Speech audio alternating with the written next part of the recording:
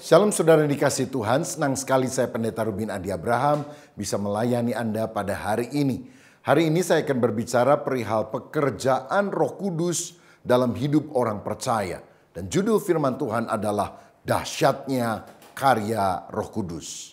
Kita akan baca Yohanes 14 ayat 16 dan 17 yang berbunyi demikian. Aku akan minta kepada Bapa dan ia akan memberikan kepadamu seorang penolong yang lain supaya ia menyertai kamu selama-lamanya, yaitu Roh kebenaran. Dunia tidak dapat menerima dia sebab dunia tidak melihat dia dan tidak mengenal dia. Tetapi kamu mengenal dia sebab ia menyertai kamu dan akan diam di dalam kamu. Saudara sekalian, sebelum Yesus Kristus pergi ke sorga, dia menjanjikan penghibur bagi semua orang yang percaya, yaitu Roh Kudus yang akan melanjutkan karya Allah di dalam hidup kita. Dan saya yakin Yesus naik untuk menyiapkan sorga bagi kita.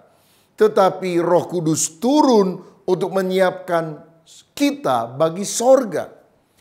Roh Kudus harus berkarya supaya benar-benar karakter kita cocok, supaya kita bisa bersama dengan Dia di dalam kekekalan. Nah, tanpa Roh Kudus memang ada keinginan untuk kita berbuat baik, tetapi kemampuan tidak ada, no power.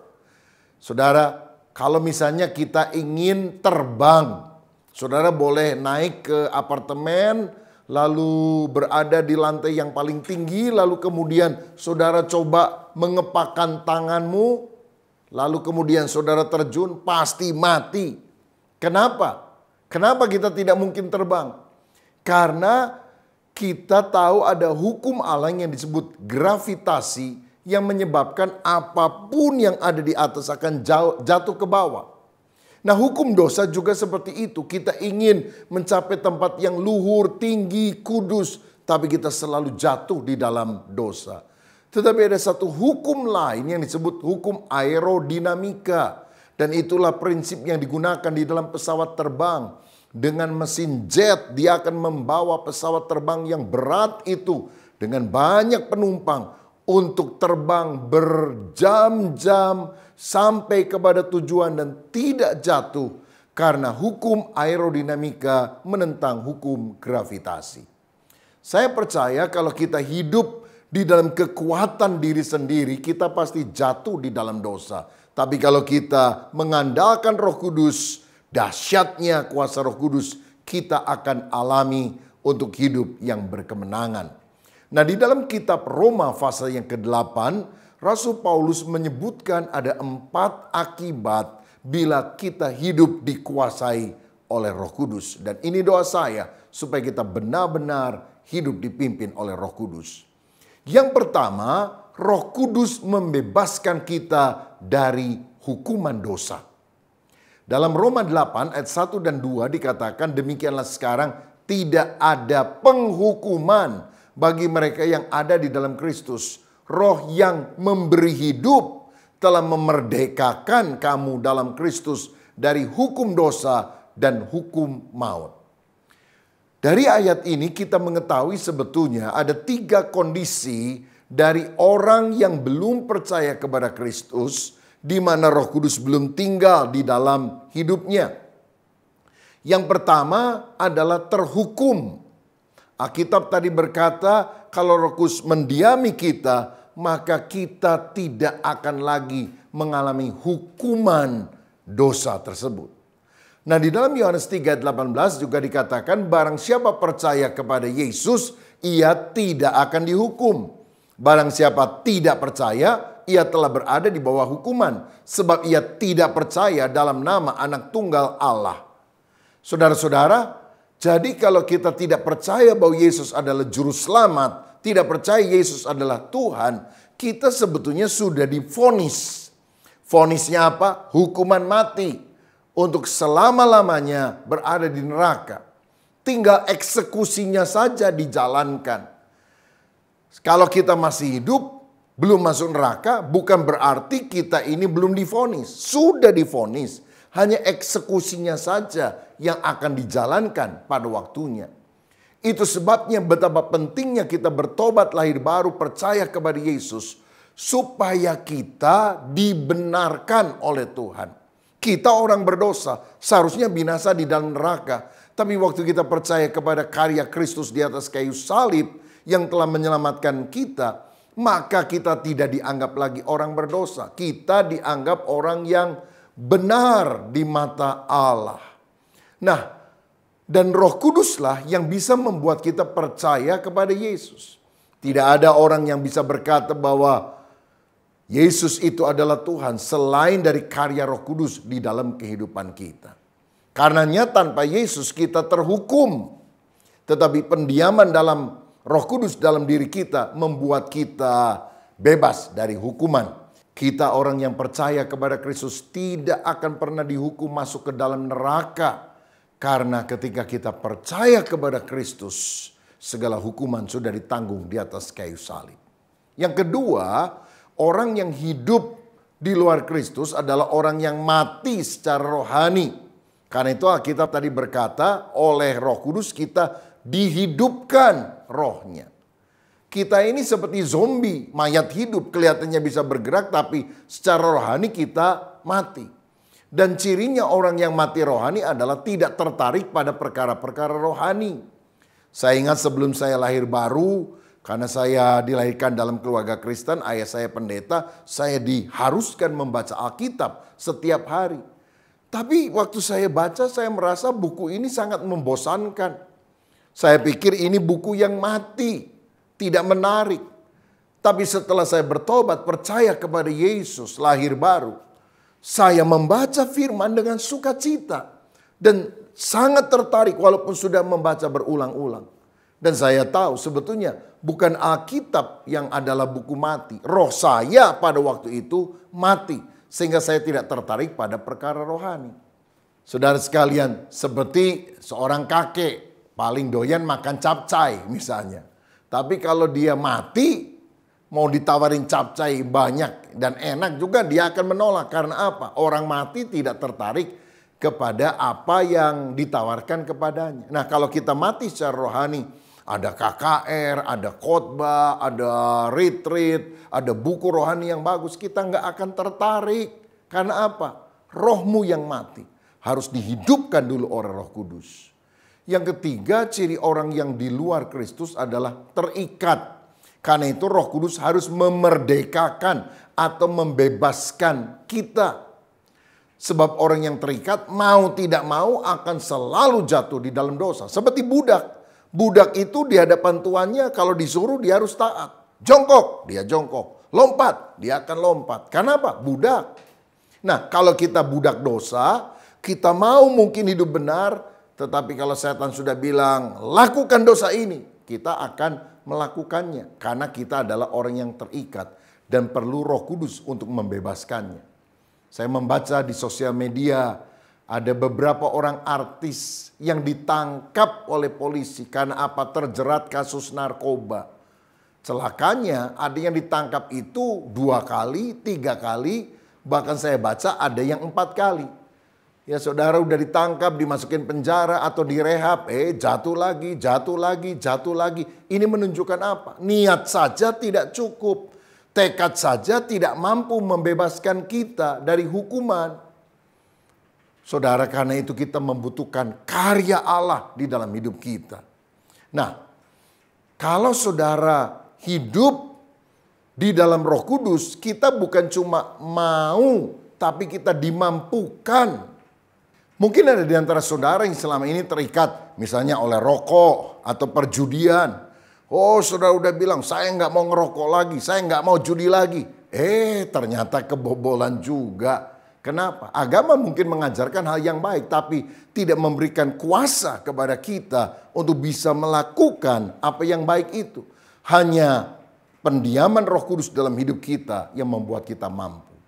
Nah, dalam Galatia 5 ayat 19 sampai 21 dikatakan perbuatan daging telah nyata, yaitu percabulan, kecemaran, hawa nafsu, penyembahan berhala, sihir, perseteruan, perselisihan, iri hati, amarah, kepentingan diri sendiri, percederaan, roh pemecah, kedengkian, kemabukan, pesta pora dan sebagainya. Terhadap semuanya itu kuperingatkan kamu seperti yang telah kubuat dahulu, bahwa barang siapa melakukan hal-hal yang demikian, ia tidak akan mendapat bagian dalam kerajaan Allah. Nah, yang pertama kita melihat perbuatan daging itu mencakup dosa seksual.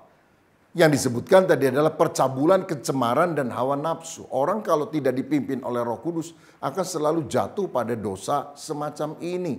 Pikiran yang kotor, hidup yang najis, dan jatuh lagi pada dosa seksual. Yang kedua adalah dosa okultisme, penyembahan berhala, dan sihir. Saudara, orang yang tidak dipenuhi dengan Roh Kudus, dia akan diikat oleh roh jahat. Percaya kepada dukun, paranormal, ya, percaya kepada horoskop, buku primbon. Mungkin saudara bilang ini kan cuma iseng. Saya mau bilang, jangan kasih kesempatan bagi iblis. Iblis nggak nunggu saudara percaya baru bekerja. Saudara iseng aja dia akan menyerang kita. Ini merupakan jalan masuk bagi si iblis.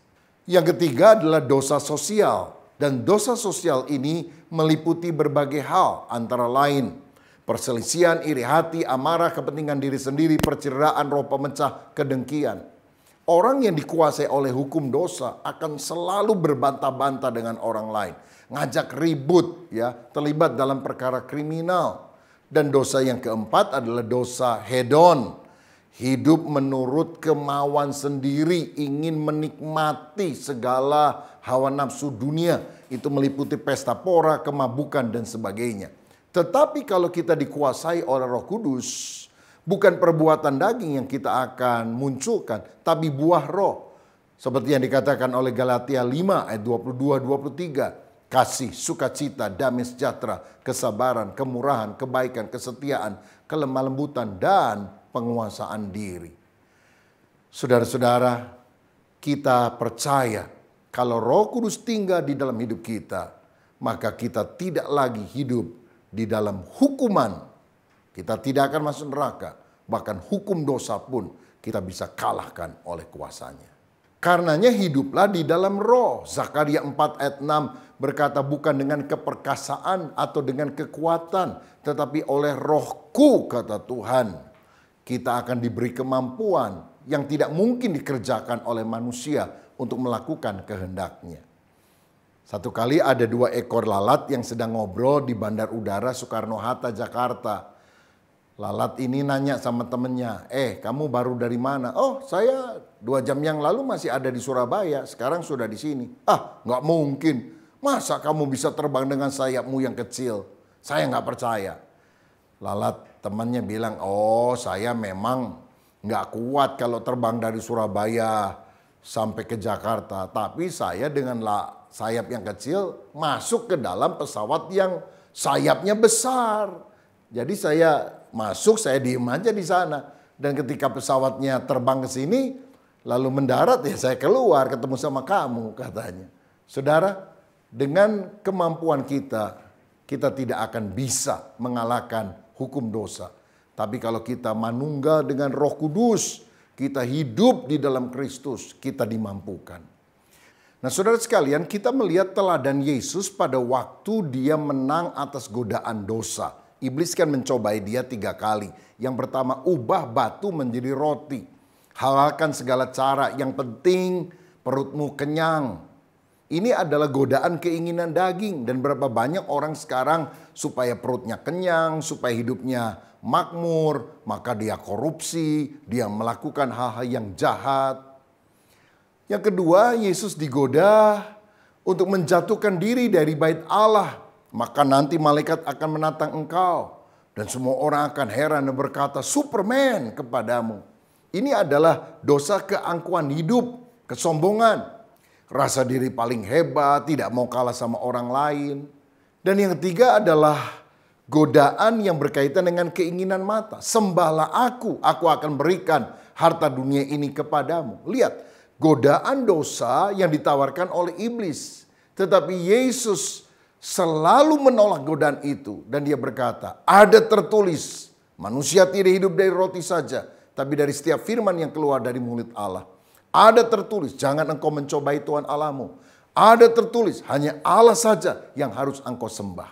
Nah, ketika kita taat pada kehendak Allah dan juga firman-Nya, godaan apapun, keinginan daging, keangkuhan hidup maupun keinginan mata, pasti kita bisa kalahkan oleh kuasa Roh Kudus.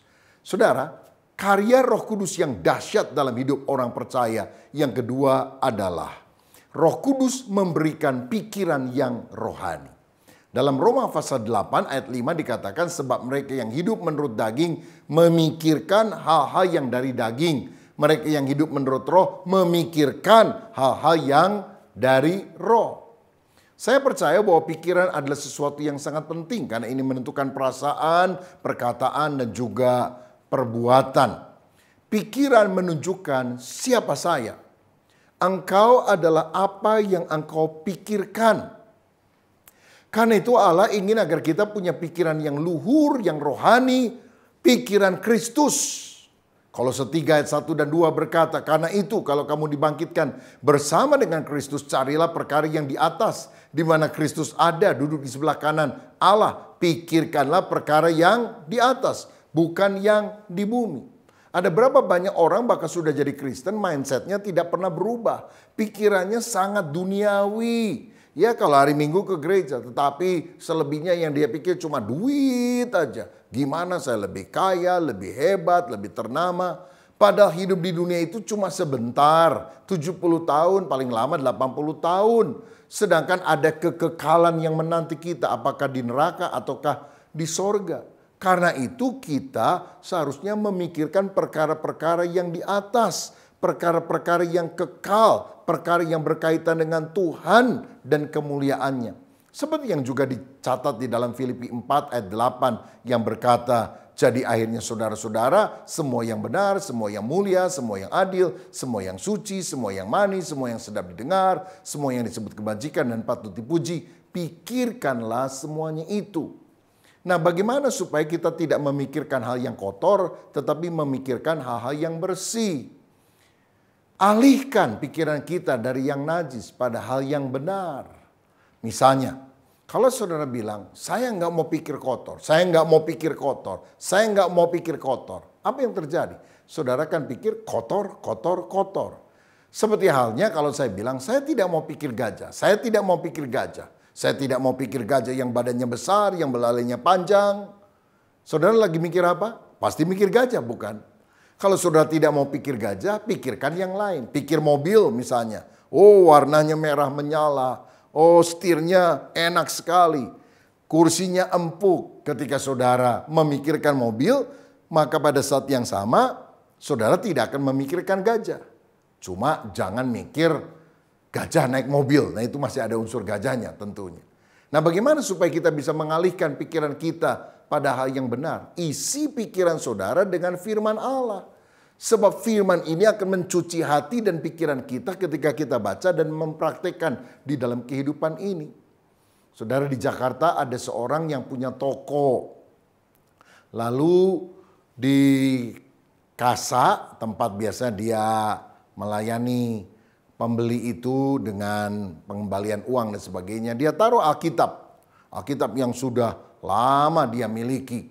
Sehingga kalau jam-jam tertentu pembeli agak sepi, dia baca Alkitab, dia garis bawahi. Kalau ada pembeli dia tutup. Kalau lagi sepi dia buka lagi. Satu kali ada seorang pembeli bilang gini, "Pak, itu buku apa tebel amat, tapi kok dekil amat ya?" Orang ini bilang, "Oh, ini Alkitab." Ya, memang Alkitab saya dekil karena tiap hari saya baca. Tapi semakin dekil Alkitab saya, semakin bersih hatiku dan pikiranku. Saudara, bagaimana dengan Alkitabmu? Oh, Alkitab saya bersih, Pak. Wah, jangan-jangan hati dan pikiranmu yang dekil, saudara sekalian. Karena itu baca firman setiap hari. Nah, kalau pikiran kita diisi dengan firman, maka kita akan memikirkan Tuhan, pekerjaannya, kemuliaannya. Coba pikirkan Tuhan dan pekerjaannya. Coba saudara berpikir bukan hanya bagaimana ya supaya saya dapat uang lebih banyak. Tapi gimana ya supaya gereja di mana saya beribadah makin hari makin maju. Bagaimana supaya jiwa-jiwa baru lebih banyak yang diselamatkan. Terutama anggota keluargaku yang belum percaya bagaimana bisa dimenangkan. Bagaimana ya supaya orang-orang bisa ikut komunitas sel. Coba pikirkan bagaimana anak-anak saya bisa mendapatkan pelayanan rohani yang baik. Bagaimana saya bisa menabung harta di sorga. Bagaimana saya bisa menjadi berkat yang lebih besar bagi orang lain. Saya percaya kalau kita memikirkan bukan hanya diri sendiri, tapi orang lain dan mau jadi berkat, kita akan kreatif seperti Yusuf.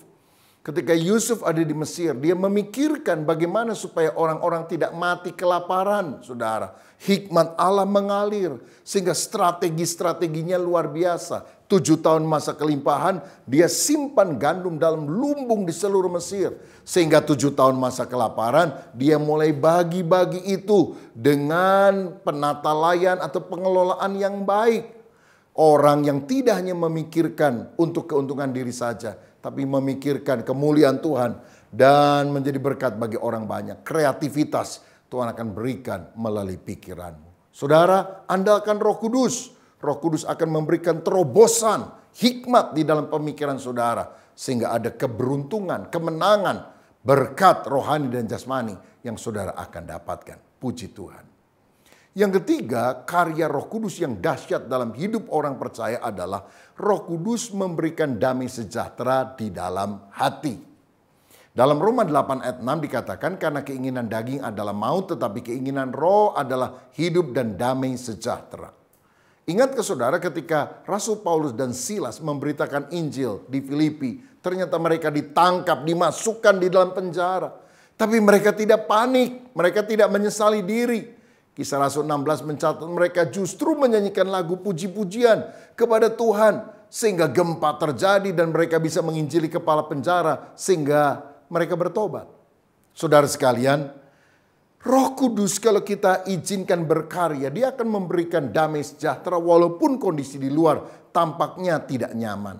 Dalam Kisah Rasul 12 juga kita membaca kisah Rasul Yakobus ditangkap oleh Herodes dan dibunuh. Dan kemudian Petrus juga ditangkap dan besok akan diadili di depan orang banyak. Dan kita tahu hukumannya pasti hukuman mati, bukan? Tetapi malam itu Petrus tidur nyenyak. Dan ketika ada malaikat yang disuruh Tuhan untuk membangunkan, melepaskan dia dari penjara, menyuruh dia keluar. Petrus masih pikir itu mimpi. Ini saking nyenyak tidurnya, saudara. Jadi tidak bisa bedakan mana mimpi dan mana kenyataan. Loh, kalau saudara tahu besok saudara akan divonis hukuman mati, apa bisa tidur? Enggak mungkin bisa tidur, bukan? Tapi kenapa Petrus begitu nyenyak tidurnya? Karena dia mengalami damai sejahtera di dalam hati. Dia pegang saja perkataan Yesus. Yesus pernah ngomong kepada dia, kalau kamu muda, kamu mengikat pinggangmu dan kamu boleh pergi saja kemana kamu mau. Tapi kalau kamu sudah tua, kamu akan diikat dan kamu akan mati demi namaku, kata Yesus. Jadi Petrus tahu dia akan mati di dalam pemberitaan Injil yang dia lakukan demi nama Yesus. Tapi waktunya adalah kalau dia sudah tua. Jadi sebelum tidur mungkin dia doa, Tuhan aku tahu aku harus mati. Tapi aku yakin bukan sekarang. Aku masih muda Tuhan, aku belum tua-tua banget. Jadi aku yakin gak mungkin aku mati besok. Wah, tenang sekali saudara. Karena dia pegang perkataan Tuhan. Karena itu kalau saudara menghadapi badai dalam kehidupan, jangan lihat kiri kanan, engkau menjadi gelisah, tidak ada damai sejahtera. Pegang perkataan Tuhan. Aku menyertai kamu senantiasa sampai pada kesudahan alam. Kita tenang. Simon Petrus juga tidak gelisah walaupun bahaya maut mengancam dia. Karena apa? Dia bukan hanya memegang perkataan Yesus, dia meneladani apa yang dilakukan Yesus. Ketika Yesus ada di Danau Galilea, di perahu, dia tidur, nyenyak. Padahal itu angin tofan hampir menenggelamkan kapal tersebut. Kenapa Yesus bisa tidur dengan santai, sedangkan murid-muridnya sangat ketakutan? Karena Yesus tahu Bapa Surgawi pasti akan memelihara dia. Nggak mungkin dong dia mati di dasar Danau Galilea dan nggak jadi juru selamat yang mati di kayu salib.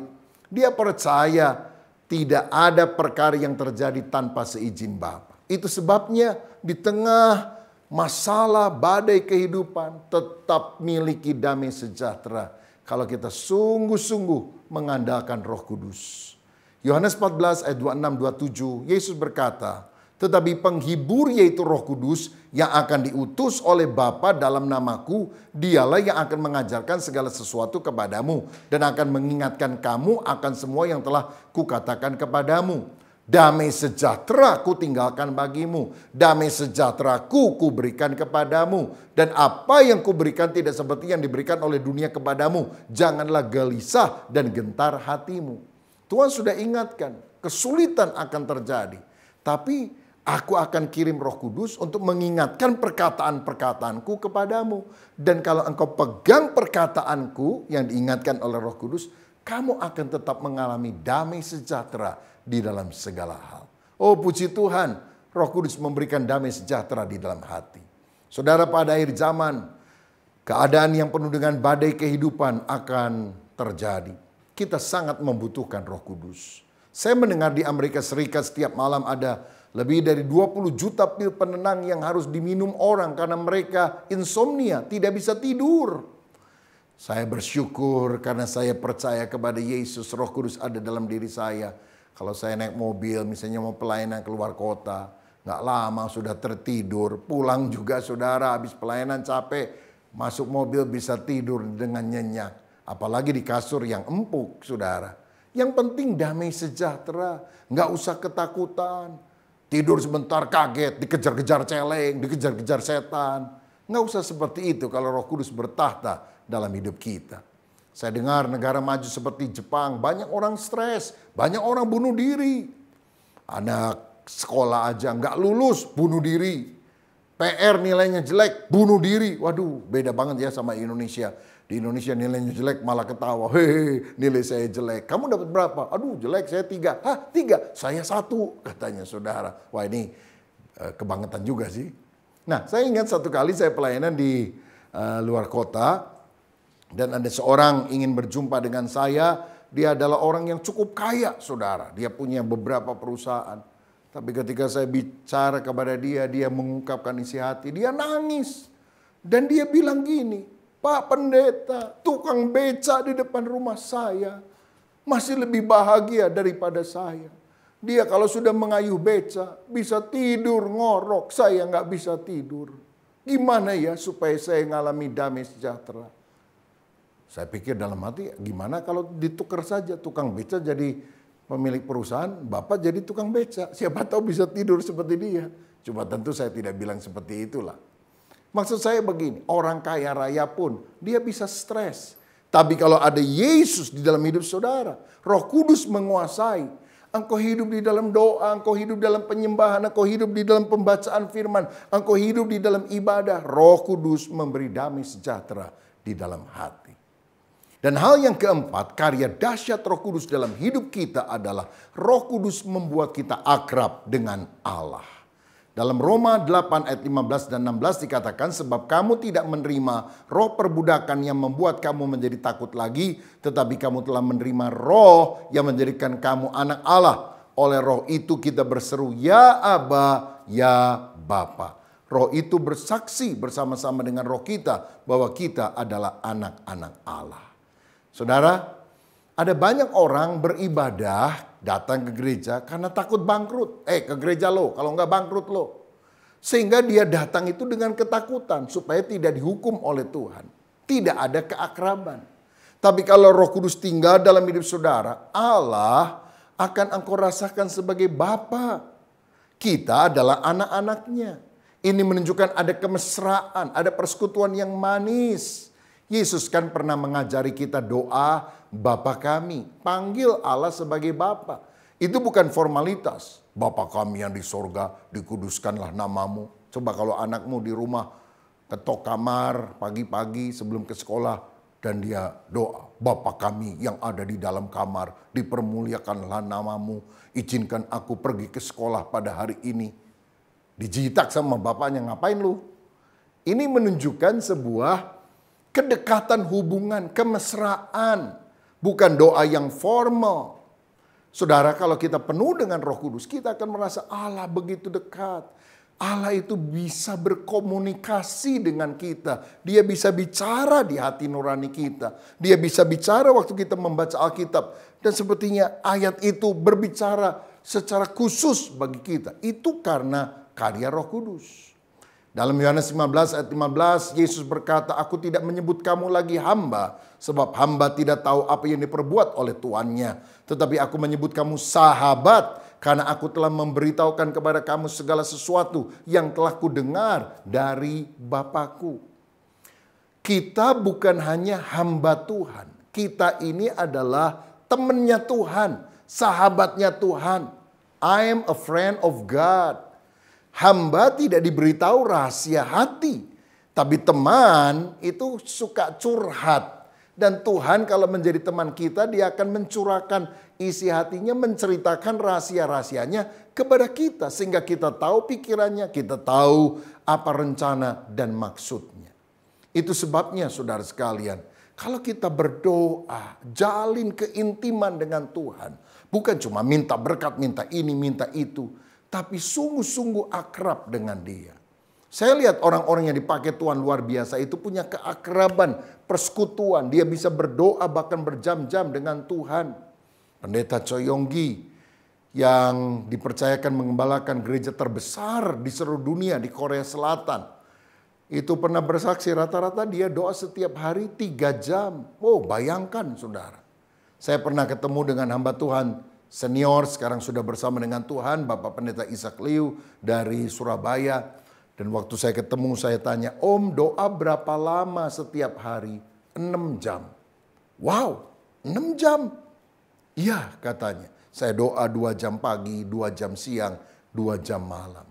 Lalu saya tanya, gimana caranya bisa doa begitu lama dan panjang? Dia menjawab, doa itu mesti sedikit meminta, banyak menyembah. Ini kuncinya. Doa itu bukan cuma minta-minta, tapi menjalin keakraban dengan Tuhan. Cuma nyembah, haleluya, Engkau baik, luar biasa. Engkau mengasihi aku juga mengasihimu Tuhan. Oh, seperti orang pacaran berkasih-kasihan, itu ngobrol berjam-jam gak kerasa. Karena apa? Hati yang saling mencintai. Nah, Roh Kuduslah yang akan membuat kita dekat dengan Tuhan. Saya punya opa, dia punya kehidupan doa yang sangat teratur. Dia selalu doa rata-rata 15 menit lah setiap kali doanya. Tapi dia selalu doa tiap hari mulai dari jam 6 pagi, lalu kemudian jam 9, lalu jam 12, lalu jam 3, lalu jam 6 sore, lalu jam 9 malam. Begitu terus. Dan anak-anaknya banyak yang jadi hamba Tuhan. Cucu-cucunya banyak yang jadi hamba Tuhan juga, termasuk saya. Saudara, tapi saya tidak bisa membanggakan diri. Karena apa? Ada orang yang menabur kehidupan rohani di dalam doa. Dan Tuhan memberikan kasih karunia kepada keluarga kami.